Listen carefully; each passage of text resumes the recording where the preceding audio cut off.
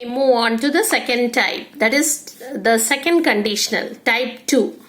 We use the second conditional to talk about improbable or impossible situations in the present or future. Now, this type of condition is almost impossible. So, let's see the impossibility.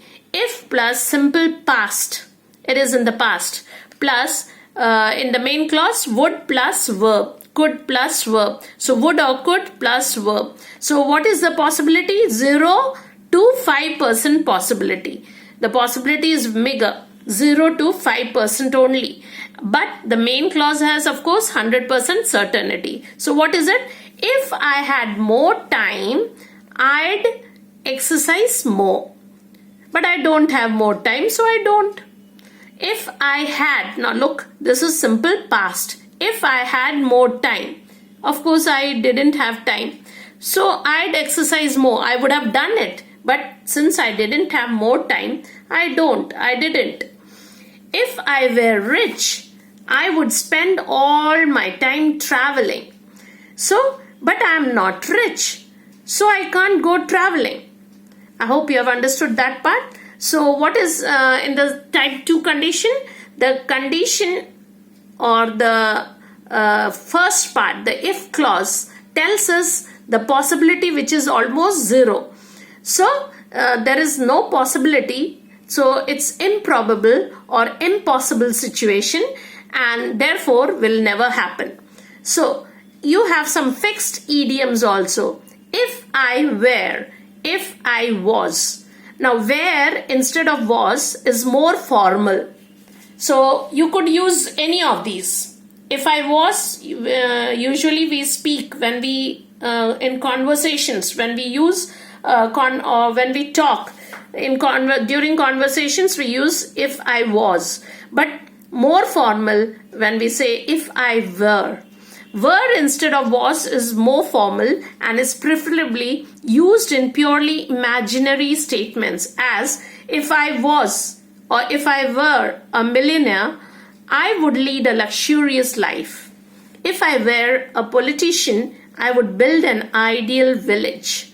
Very nice. Now, fixed idioms. So there are some fixed idioms which we need to know. Parts of certain if sentences have become almost fixed idioms, and they are like they come under English idioms. If I were you, this is a fixed idiom, meaning here is some advice. In your situation, this is what I would have done. If I were you, meaning in your situation, you are in such a situation. If I were, instead of you, if I were there, I would have done this. If need be. So what is the meaning of this? If it becomes necessary. If need be, if it becomes necessary. Then comes the third idiom that has become a fixed idiom. If you ask me. If you ask me for my opinion is this. Example, I wouldn't take that subject combination if I were you. See? I wouldn't take that subject combination if I were you.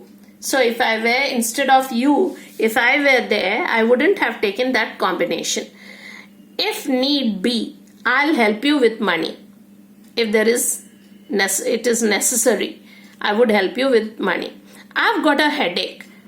If I were you, I'd take an aspirin. So somebody says, I've got a headache. Then somebody replies, if I were you, I'd take an aspirin. I hope you have understood type 2 clearly. So type 2, what did we learn? We learned these are impossible situations and very rare chances of these happening because it's in the past and it has already happened in the past, and therefore there's no chance of this again recurring or happening. So I hope you have understood this condition, the second conditional, type 2.